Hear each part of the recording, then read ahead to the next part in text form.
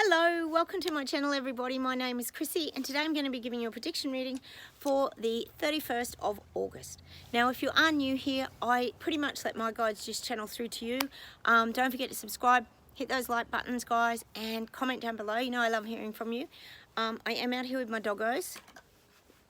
You can hear the chewing of bones in the background. Hopefully they don't disrupt us too much. So I'll close my eyes. It's a beautiful spring day here. So I had to come and shoot it outside. You know I did. I'm not teasing you over there. Those of you going into autumn. Autumn's magical. I love autumn. Okay, I'll close my eyes. We'll get started and we'll just see what comes up.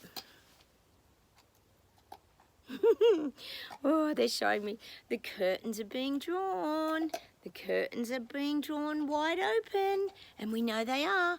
We know that things are being exposed, and they're being exposed on a very large scale now.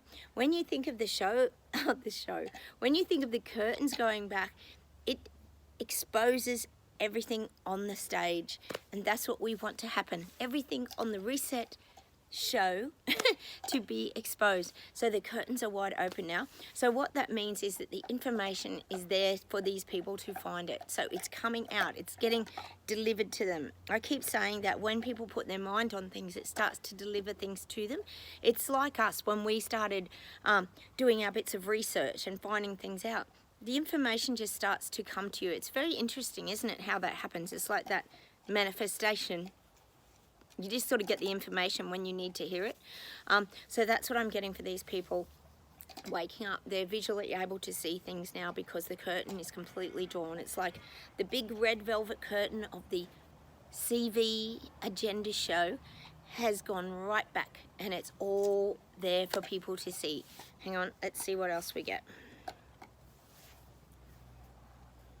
Yeah, and I'm definitely getting that the veils have lifted. The veils have lifted on these people waking up. I did talk for a long time that they had their rose-coloured glasses and they couldn't see anything, but now they can because all their veils have lifted now and they can see things with clarity like we all went through. So this is starting to happen. Hang on a second. Now it's also saying to me they've moved through the grief of their old life. So part of the waking up process is moving through your grief. When you know your life has gone forever and it's slipped through your fingers, and you have this overwhelming sadness for your old life because suddenly your old life is gone and you realize it's gone for good. We knew their lives were going to go for good. We already knew that. We lost our lives a long time ago and we had to come over here and create a new life, which we've now called Terra Bella, which means living in the now, following our passions, enjoying nature, eating really well, staying really energized.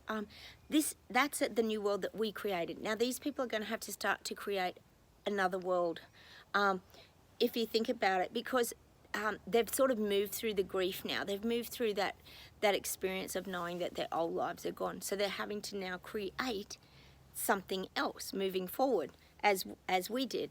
I'll just see where else we go with this today.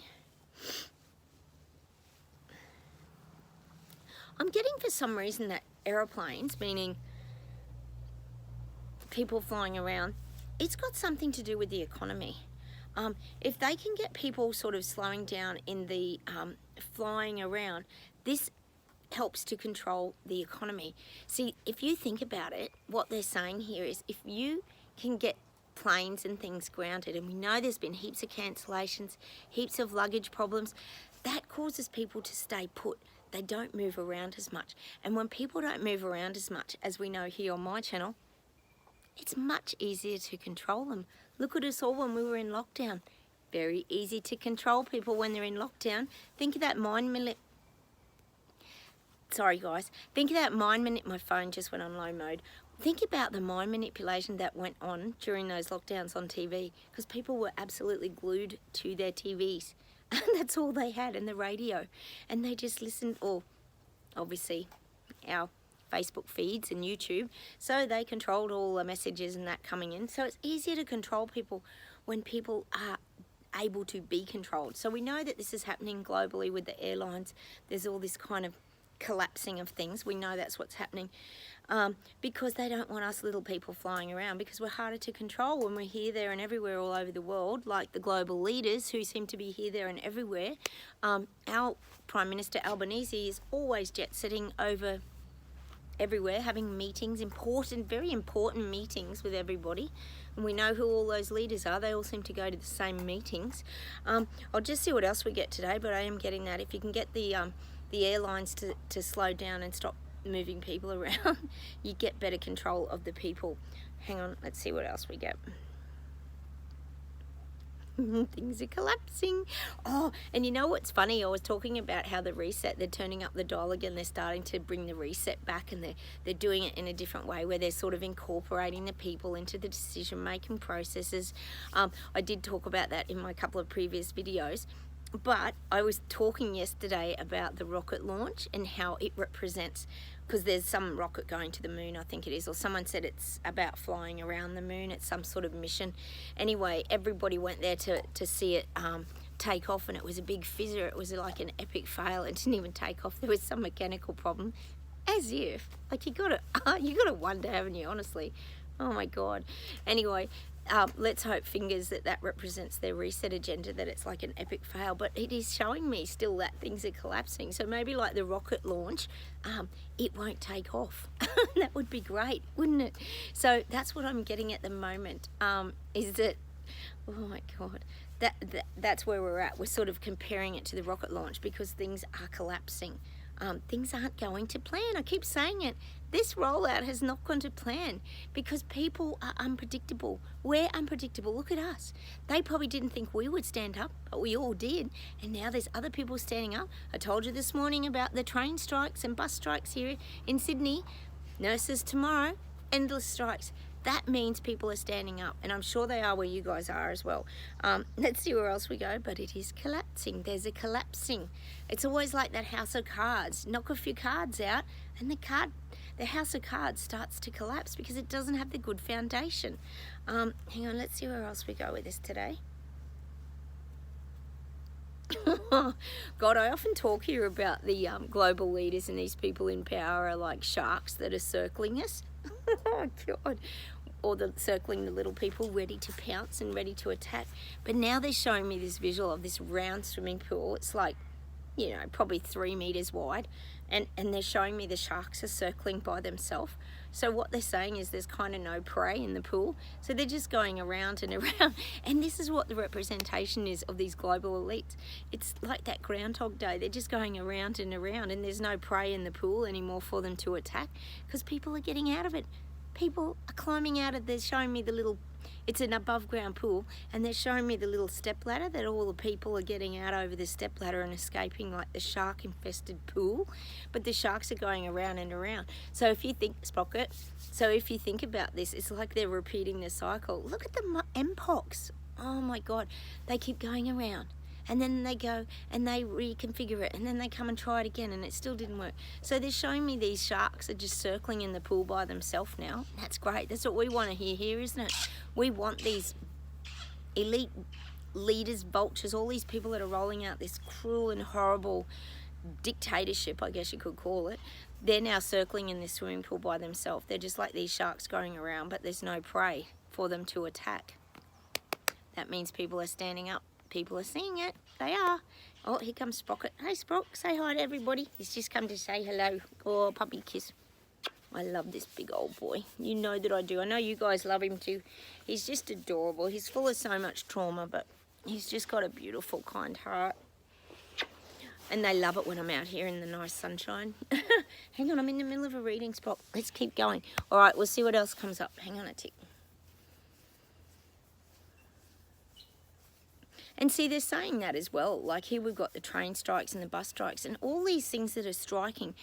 And you think of like the airlines and what's happening there. All these things are the things that transport people as well. So again, it's kind of weird, isn't it? But it's like they're looking at this reduction of people moving around. And we know that's another thing that they've been working on a lot for quite a while is stopping people from moving around. We know it. So again, we've got people who can't get to their jobs all the time. If you think about it, this is only disrupting the little people. isn't it? And I think that's what the guides are trying to say here. It's never affecting the elites and big corporate, you know, they probably get around in their limos and all that sort of stuff, and they have their personal driver and they can catch their Uber or whatever. But it's the little people that are trying to make a basic living that are being affected again. Just like the lockdowns, you know. It's almost like they're locking down the transport. You know, we never know what's really going on. Like, is this part of the plan? I guess these are the things that we question sometimes, as much as we, you know, see it as people standing up, which it well could be. But there's always these underlying issues of, oh, is this going to now give them an inroad to bring in their bullet train, you know, like the smart cities and the smart trains where things move faster because our bus and rail systems are too slow. It wouldn't surprise me at all that that's kind of, hello beautiful, that's kind of what they're sort of, see again, we've got to think about what the guides kept saying this morning. All this is like illusion. There's a lot of illusion and smoke and mirrors going on at the moment. So that's something that we have to be really aware of, as well as people on the outside looking in at all this that's happening.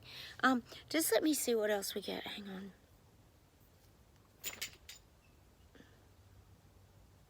Yeah, they're kind of saying like buses are going to become a thing of the past. That's interesting, isn't it? God, they've been around forever. But they're kind of saying there's going to be these other modes of transport, like buses are going to become obsolete. Because it's sort of saying they're really looking into more of that rail systems, like I guess you could kind of relate it to like monorails or these sort of tram kind of train lines. They want that more interconnectedness where everything goes from like A to B. If you think about it, and it just reminds me of that Hunger Games where they got on the really fast train from their district and they went to the capital, which was the main central city.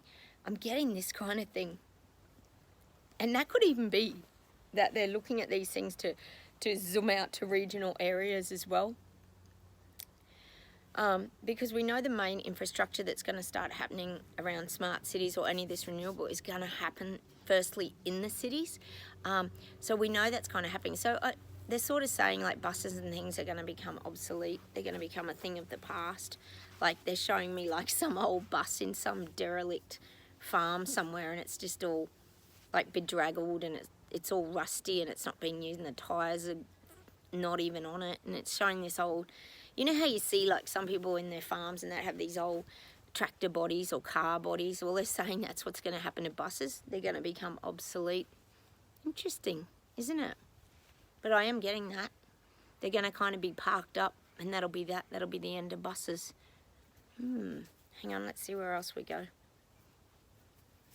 I'm getting it. I'm getting it again. These people are really at the fork in the road now. We know these people have been waking up for probably a few months now. There's been a lot coming at them and they're having to be forced to wake up. This is the people waking up, not us. But they're at that real fork in the road. It's getting crunch time. It's getting decision time. They have to make a choice. A lot of them have been... I guess you could say undecided about which path to take. Do I keep going down this road or do I jump off?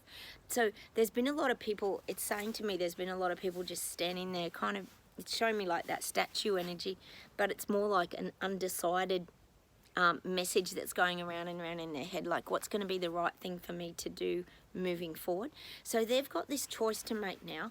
Not us, we made our choice a long time ago and we've managed to navigate this journey somehow. I don't even know how, but we have.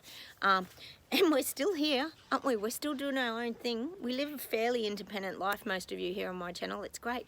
It's great to feel free, not to feel anxious or frightened of things. We're actually really enjoying our life and we're really embracing all of our experiences. And a lot of us are going through very similar things. I'll just see if there's anything else. Hang on for a minute. And see, that's what it is with these people waking up. Hey, Sprock. They're actually really scared. They're still scared. And that's why they're still standing at this fork in the road. They have to make a choice. They know in their gut they have to make a choice. It's that path or that path now. It's getting to crunch time. And the thing is, they're still scared. We talk about a lot of them having that fear and just doing as they're told and not wanting to get in trouble. There's certainly not a lot of the mavericks and rebels like we were. But they're having to find that or sort of push through their fears or find that strength internally to move into the next part of their journey. So they have to make a decision now. This is the fork in the road and the people waking up. They're being forced to make a decision. But the thing is, you see, this is the thing. If they choose that path, which is going back towards government, they know what's coming. They know this is much bigger than the jab. They all know this is bigger than the CV virus. They've worked that out. It's not hard.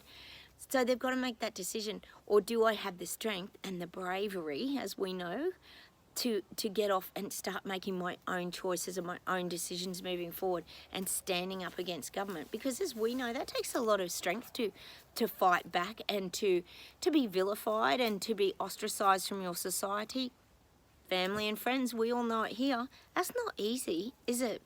So that's what I'm getting for these people. They're definitely at the final fork in the road. It says this is a big turning point. And this is, I think that's what September's about. This is a big turning point for humanity. We need these people to make their decisions now so we can all kind of get on with it.